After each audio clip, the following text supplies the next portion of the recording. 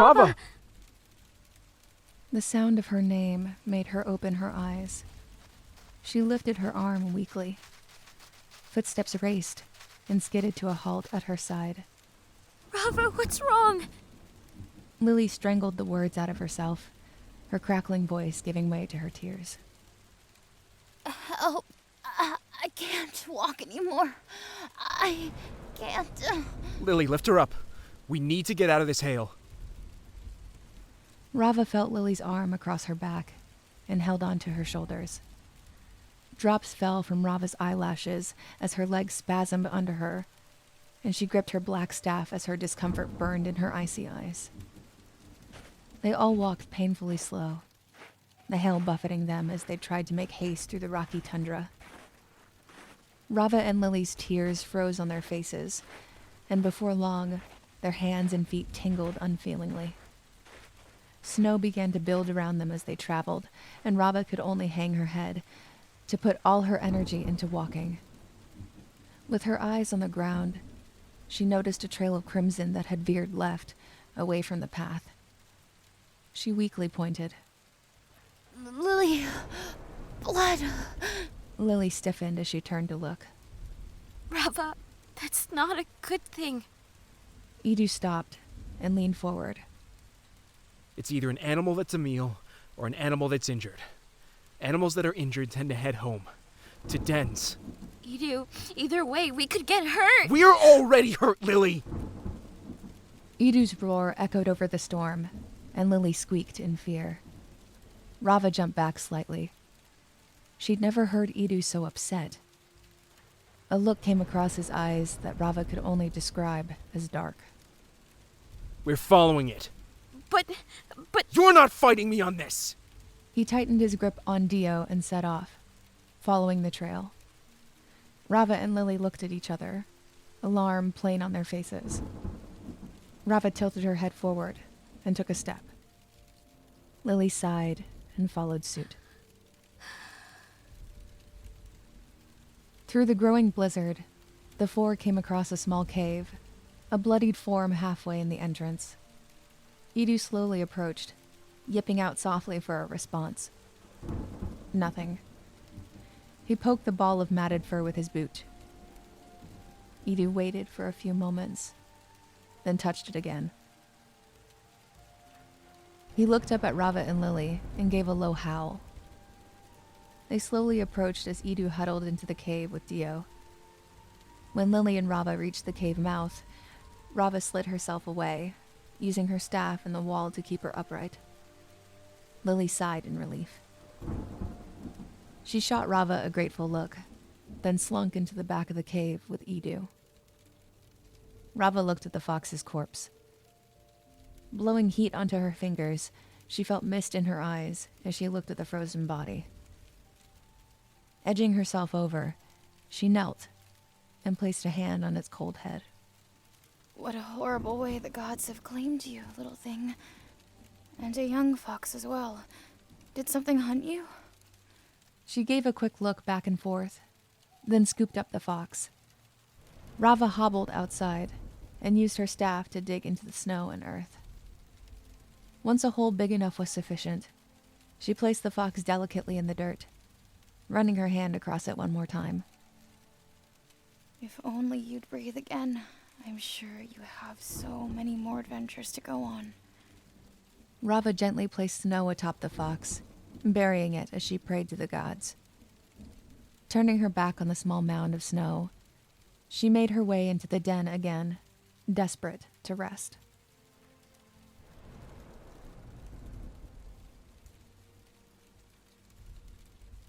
Rava and her friends huddled together, their fur slowly warming their frostbitten fingers.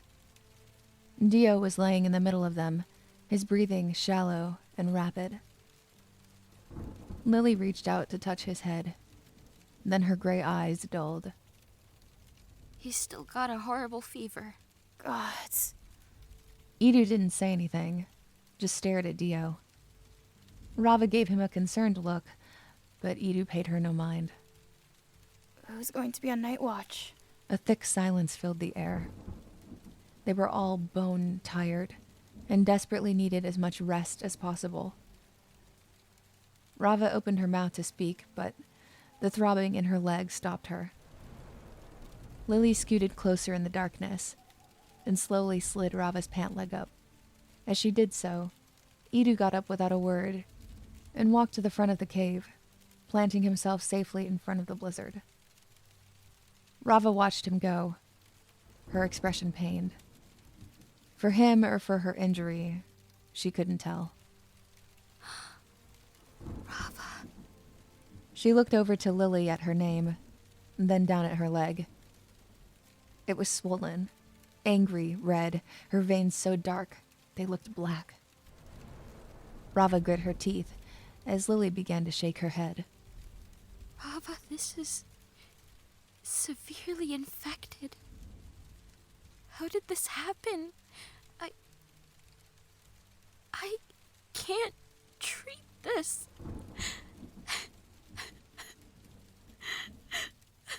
Rava had no words. Lily began to sob quietly, a mournful cry, the only other sound that swirled with the freezing winds.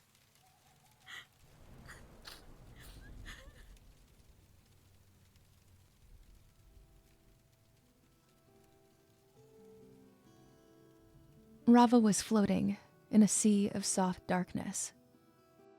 All sounds aside from her breathing fell away. She smiled at a moment of bliss during all the chaos. Warm winds played at her fingers and toes, and she curled them with a sigh of delight. Rava closed her eyes. If only this could be forever.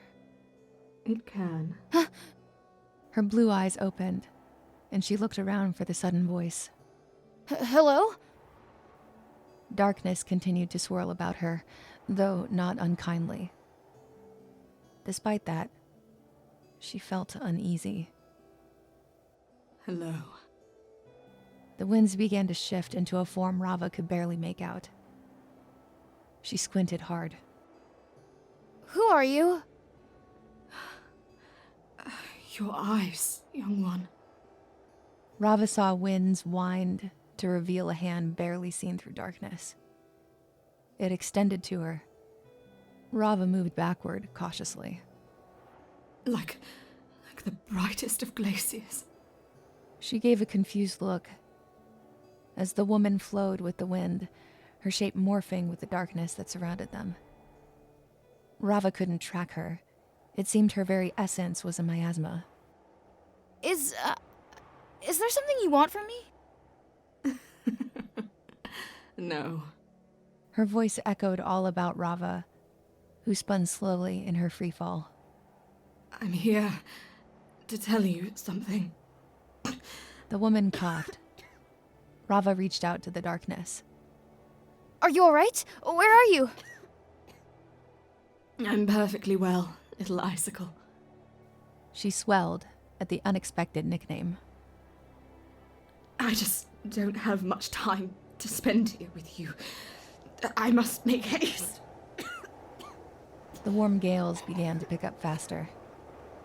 Rava blinked hard at the wind that began to batter her eyes shut. Don't give up yet, little icicle. Though you must wake up before the sun burns away the snow. Coughing began again, the sound whisked away by the winds. Why? Why before then? Rava called over the storm that grew stronger by the second. Follow the fox. In an instant, the winds whipped the woman's voice away. Rava's eyes flew open, her breath heaving in quick bursts. Dio and Idu were curled beside her. She looked toward the front of the cave. Lily was on watch. Rava sat up, bringing her arm to her leg. She ran her hand along it. It ached, and pain spiked at touch, but it wasn't nearly as bad as before. Rava grasped her staff and braced herself against it and the rocky wall as she stood. She tested some weight on her weak leg. The pain felt stiff and made her muscles seize. Not bad enough to make her dizzy, though. Rava eased her way to the front of the cave as quietly as possible. Hey, Lily? Rava gave a start when she saw Lily slumped over, snoring gently. Rava furrowed her brow as a laugh hissed from her nose. She hobbled outside, the morning's mist obstructing the horizon. Her blue eyes drifted upward. It seemed just light enough to be right before sunrise, but she couldn't tell. Rava chewed on her thumb in thought as she stood in the lonely morning. Follow the fox. What could that mean? She sighed. She knew they should probably start their journey again any minute. She turned and headed back to the cave, her footsteps in the snow leading her. As she approached, a cold wind barreled into her, and she looked north in defiance. Shaking her head, Rava moved close to Lily and gently woke her. Time to go. Can you get the others? I'll guard. The redhead's eyes fluttered open sleepily. Yes, wake up. Lily murmured and clumsily moved to the back of the cave. Rava leaned on her staff. Another blast of northern wind threatened to topple her, and Rava looked to the unseen northern sky. Please, just one day, Ancient Ones. One day of rest. The wind blew again. Rava's head dropped in exasperation. A small mound of snow caught her eye. She gave a sad smile and drug herself over. Good morning, little thing. She gasped as she grew closer. The snow had been pushed up from the inside, and little paws embedded into the snow, disappearing into the fog. This can't be. Her mind raced. Her heart thudded as she tried to recall the voice in her dream. Every waking moment that passed, her dream faded further into nothingness. Rava. She looked over her shoulder. Edu was carrying Dio, and Lily rubbed the sleep from her eyes. Can you walk by yourself? I'm fine for now. Good. No time to waste. Edu gave a quick glance to Dio, who still seemed to be asleep. Let's go. I know the way.